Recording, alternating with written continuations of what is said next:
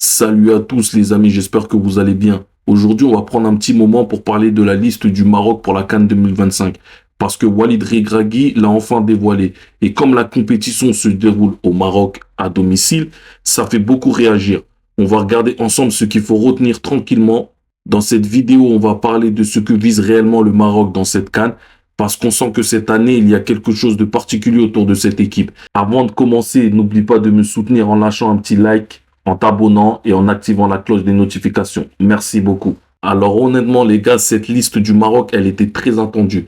Parce que cette CAN, elle n'est pas comme les autres. Déjà, elle est à domicile pour les Marocains et ils n'ont plus remporté cette compétition depuis 1976 et ça se ressent vraiment. Le pays attend vraiment un nouveau titre et jouer à domicile remet encore plus de lumière sur le groupe.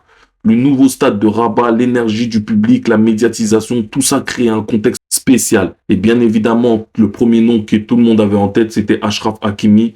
Sa blessure a créé un doute, mais au final, il est bien présent dans cette liste. Même si ce n'est pas sûr qu'il joue le premier match, sa présence dans le groupe est logique. C'est un cadre, un joueur qui influence beaucoup de choses sur et en dehors du terrain. Ensuite, il y a eu beaucoup de discussions autour de Hamza Igaman. Il était vraiment dans une bonne dynamique avant sa blessure, ce qui donnait beaucoup d'espoir pour cette CAN. Finalement, Walid Regragui l'a mis en réserviste. C'est un choix qui montre qu'on ne veut pas prendre de risques, mais qu'on ne ferme pas la porte. Si son état physique s'améliore, il pourrait rejoindre le groupe, donc c'est pas encore complètement mort pour sa participation. Pour ce qui est de la défense, il n'y a pas eu de changement majeur. On retrouve des cadres comme Romain Saïs, Naïf Aguerre, qui vont apporter une base solide. Ce sont des joueurs qui ont déjà beaucoup d'expérience, qui connaissent parfaitement la pression des grandes compétitions. À côté, il y a aussi des jeunes comme Aïd Boutlal qui montrent des très belles choses du côté de Rennes. Et ça montre que le sélectionneur pense aussi à l'avenir, tout en construisant une équipe pour le présent. Au milieu de terrain, c'est assez stable aussi. Ce sont des joueurs que Regragui connaît très bien, des profils complémentaires qui apportent de la récupération, de la projection et de la qualité technique. C'est un secteur de jeu important dans une CAN, parce que les matchs sont souvent serrés, très physiques et qu'un milieu stable peut faire la différence. Comme Sofiane Amrabat qui se relance très bien du côté du Betis Séville en Liga, lui qui va t'apporter beaucoup d'expérience, beaucoup de calme et aussi de l'agressivité sur le porteur du ballon. Naël El Yanaoui, lui aussi qui va former un double pivot sûrement avec Amrabat, qui va t'apporter beaucoup de mouvements et aussi de la finesse technique dans les ressorties de balles.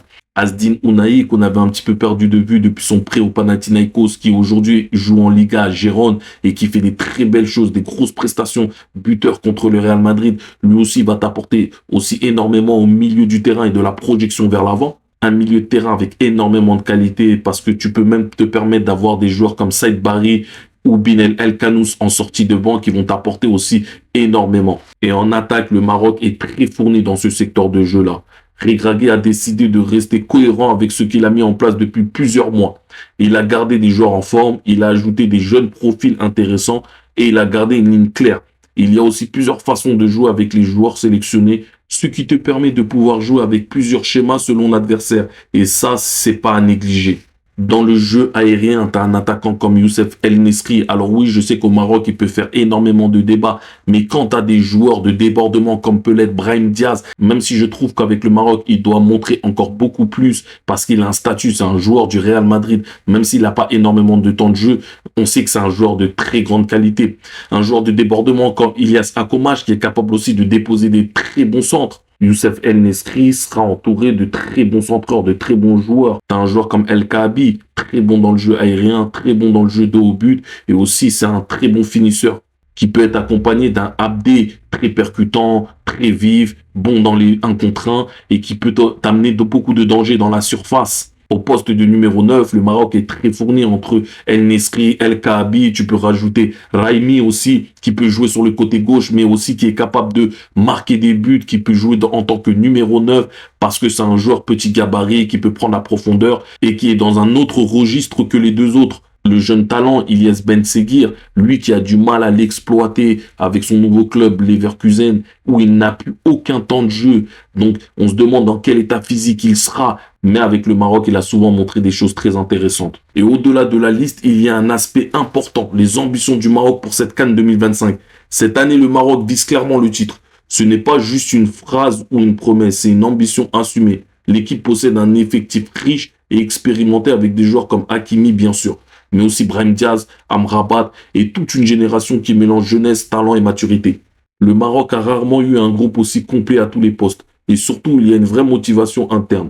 Les joueurs savent que jouer une CAN à domicile, c'est quelque chose de rare. Et tout le monde veut marquer ce moment. Il y a une détermination assez visible, que ce soit chez les cadres ou chez les plus jeunes. Le public aussi aura un rôle important. Le peuple marocain est très présent, très motivé, et le fait de jouer à la maison peut apporter un vrai plus. On sait que parfois ça peut mettre de la pression, mais ça peut aussi pousser l'équipe à aller plus loin. Et quand on combine ce soutien avec un effectif stable, cohérent et des joueurs qui sont habitués aux grandes compétitions, ça crée une dynamique intéressante. L'objectif est clair, transformer cette motivation en un parcours solide et pourquoi pas une victoire historique à la maison. Le premier match contre les Comores sera important, pas juste pour gagner, mais pour entrer dans la compétition de manière sereine, pour installer une dynamique. C'est souvent le match qui donne le ton, qui permet de voir dans quel état se trouve le groupe. Ce sera aussi l'occasion de voir comment les nouveaux et les plus jeunes s'adaptent à l'ambiance d'une CAN à domicile. Les amis, c'était un petit tour complet de la situation. La liste est sortie et elle est assez logique. Et on voit vraiment que le Maroc arrive dans cette compétition avec des intentions claires. Maintenant, tout dépendra de ce qui se passera sur le terrain. On suivra ça ensemble comme d'habitude, tranquillement. Dites-moi en commentaire ce que vous en pensez et on se retrouve très vite pour une nouvelle vidéo. Peace!